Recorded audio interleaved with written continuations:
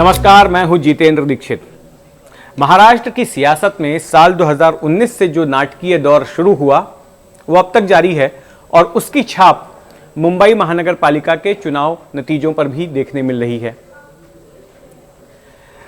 अब हफ्ते भर होने को आए हैं, लेकिन अब तक मुंबई वालों को यह नहीं पता है कि उनका अगला मेयर कौन होगा, कौन सी पार्टी से होगा। और बीते हफ्ते भर से खूब ड्रामा महाराष्ट्र की सियासत में हो रहा है। पूरा माजरा क्या है, ये समझने के लिए इस वीडियो को आखिर तक देखें। देखिए, 15 जनवरी को चुनाव होते हैं, 16 को चुनाव नतीजे आते हैं और जो नतीजे आते हैं उनमें महायुति गठबंधन जीत हासिल करती है। महायुति यानी कि बीजेपी और एकनाथ शिंदे वाली शिवसेना, इन दोनों ही पार्टियों ने चुनाव से पहले अपना गठबंधन कर लिया था। अब जब नतीजे आए तो साफ तौर पर यह स्पष्ट हो गया कि महायुति का ही कोई मेयर बनेगा, लेकिन कहानी में पेंच आ गया। पेंच ही आया कि एकनाथ शिंदे वाली शिवसेना की ओर से भी यह दावा कर दिया गया कि अगला मेयर हमारा होगा, हम मेयर का पद चाहते हैं, क्योंकि यह बाला साहेब ठाकरे की जन्मशती का वर्ष है और शिवसेना बाला साहेब ठाकरे की ओर से गठित की गई पार्टी है, इसके लिए हमें मौका मिलना चाहिए। लेकिन बीजेपी का कहना है कि यह कैसे मुमकिन है, सबसे बड़ी पार्टी हम हैं, हमारे पास 89 सीट्स हैं, आपके पास 29 सीटें हैं, तो हम मेयर का पद कैसे दे दें। फिर बात हुई कि 2.5 साल के लिए ही दे दीजिए, 5 साल के लिए नहीं ना दें भले, लेकिन इस पर भी बात बन नहीं रही है। अब इस बीच होता यह है कि महाराष्ट्र के मुख्यमंत्री देवेंद्र फडणवीस, जिनके चेहरे को लेकर बीजेपी ने चुनाव लड़ा था, वो चले जाते हैं डेवोस वर्ल्ड इकोनॉमिक फोरम में शामिल होने के लिए। तो अब तक गतिरोध बना हुआ है कि आखिर क्या बातचीत होगी और किसका मेयर होगा, क्योंकि जब देवेंद्र फडणवीस आएंगे उसके बाद ही ये गाड़ी आगे बढ़ेगी। लेकिन इस बीच बयानबाजी का दौर चल रहा है। इस बीच एक डेवलपमेंट ये हो गया कि एकनाथ शिंदे ने अपने पार्षदों को एक होटल में भेज दिया, होटल ताज लैंड्स एंड, जो मुंबई के बांद्रा इलाके में है, इस डर से कि कहीं उनके पार्षद दल बदल ना कर लें, कहीं हॉर्स ट्रेडिंग ना हो जाए। अब कईयों को यह बात बड़ी अजीब लगी कि एक सत्ताधारी दल अपने ही पार्षदों को हॉर्स ट्रेडिंग के डर से छुपा रहा है। महाराष्ट्र के गृह राज्य मंत्री का पद शिंदे वाली शिवसेना के पास ही है और शिवसेना और बीजेपी तो दोस्त है ना, तो फिर किस चीज का डर है।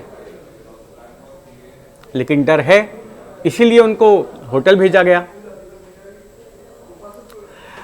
अब इसमें एक डेवलपमेंट यह भी होता है कि संजय राउत, जो कि उद्धव ठाकरे वाली शिवसेना के नेता हैं और प्रवक्ता हैं, उन्होंने एक चुटकी ले ली।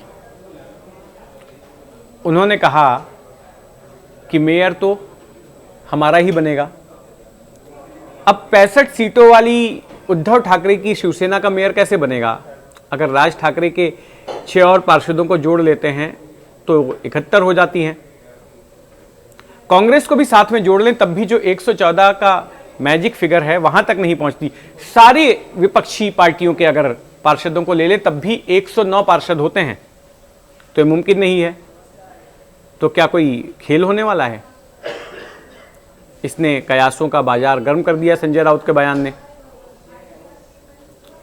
उन्होंने एक और काम किया, उन्होंने सोशल मीडिया हैंडल एक्स पर देवेंद्र फडणवीस की तारीफ करते हुए एक पोस्ट डाल दी कि देखिए डेवोस में किस तरह से देवेंद्र फडणवीस का स्वागत हुआ, एक मराठी मानुस का। इसने फिर से चर्चाओं को गर्म कर दिया कि भाई ये संजय राउत, जो कि आए दिन लगभग रोजाना फडणवीस के खिलाफ बोलते हैं, बीजेपी के खिलाफ बोलते हैं, सामना में संपादकीय लिखते हैं, आखिर वो इस तरह से क्यों तारीफ कर रहे हैं देवेंद्र फडणवीस की। कहीं ऐसा तो नहीं कि पर्दे के पीछे कोई खिचड़ी पक रही हो उद्धव ठाकरे वाली शिवसेना और बीजेपी के बीच, शिंदे सेना को दरकिनार करने के लिए। लेकिन नजर यह आता है कि उद्धव ठाकरे वाली शिवसेना इस पूरे मामले के मज़े ले रही है, एंजॉय कर रही है। हालांकि उन्हें सत्ता तो नहीं मिलेगी, लेकिन अब सत्ता के बाद जो कुछ भी घटनाक्रम चल रहा है और संजय राउत इस तरह के बयान देकर आग में घी डालने का काम कर रहे हैं। अब जब शिंदे सेना की ओर से ये मांग रखी गई कि मुंबई में हमें भी मेयर का पद दीजिए, तो बीजेपी की तरफ से एक और पैंतरा आजमाया गया। ठाणे महानगर पालिका और कल्याण डोंबिवली महानगर पालिका, ये दोनों ही महानगर पालिकाएं शिंदे सेना के लिए काफ़ी अहमियत रखती हैं।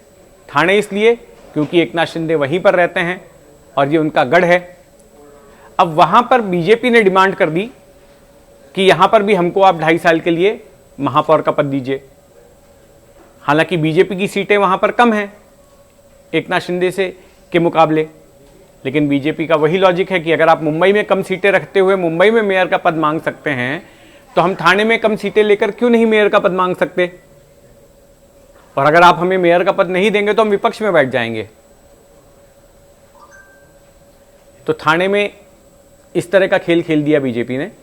दूसरी अहम महानगर पालिका कल्याण डोंबिवली की, वो भी शिंदे सेना के लिए काफ़ी अहमियत रखती है, इसलिए क्योंकि एकनाथ शिंदे के बेटे और सांसद श्रीकांत शिंदे वहीं से चुने जाते हैं, उनका संसदीय क्षेत्र है। तो जाहिर तौर पर शिंदे चाहेंगे कि वहां की महानगर पालिका पर उन्हीं का वर्चस्व बना रहे, लेकिन वहां भी बीजेपी ने खेल कर दिया। वहां पर बीजेपी सिर्फ कुछ ही सीटें पीछे है शिंदे सेना से, सबसे बड़ी पार्टी वहां पर शिंदे सेना की है। तो बीजेपी वहां पर भी आंखें दिखा रही है कि हम भी मेयर का पद ले सकते हैं यहां, अगर हमें एमएनएस के कुछ पार्षदों का समर्थन मिल जाए या दूसरी पार्टियों का मिल जाए तो हमारी संख्या आपसे ज़्यादा हो जाती है, मेयर हमारा बन सकता है। तो इस तरह से बीजेपी की ओर से दबाव डाला जा रहा है शिंदे सेना पर कि अगर तुम मुंबई में मेयर का पद मांगोगे तो ठाणे और कल्याण डोंबिवली में फिर हम मेयर का पद ले लेंगे। तो ये सारा कुछ चल रहा है, लेकिन उम्मीद की जा रही है कि 30 तारीख तक सब कुछ स्पष्ट हो जाएगा। उससे पहले 22 तारीख को मुंबई महानगर पालिका में मेयर पद का आरक्षण तय होगा एक लॉटरी के जरिए, और यह पता चलेगा कि ये जो अगला मेयर होगा उसके लिए किसका आरक्षण होगा, ओबीसी का होगा, एससी का होगा, जनरल कैटेगरी का होगा या महिला का होगा। तो पहले तो 22 तारीख को यह तय होना है, और उसके बाद जब अगले हफ्ते तक देवेंद्र फडणवीस आ जाएंगे मुंबई, तो फिर दोनों ही आला नेताओं के बीच, एकनाथ शिंदे और देवेंद्र फडणवीस के बीच बैठक होगी और फिर इस गतिरोध का कोई हल निकलेगा। तो 30 तारीख तक इस सस्पेंस के बने रहने की गुंजाइश है। जो भी घटनाक्रम होंगे वो हम आप तक पहुंचाते रहेंगे। आप देखते रहिए एनडीटीवी। धन्यवाद।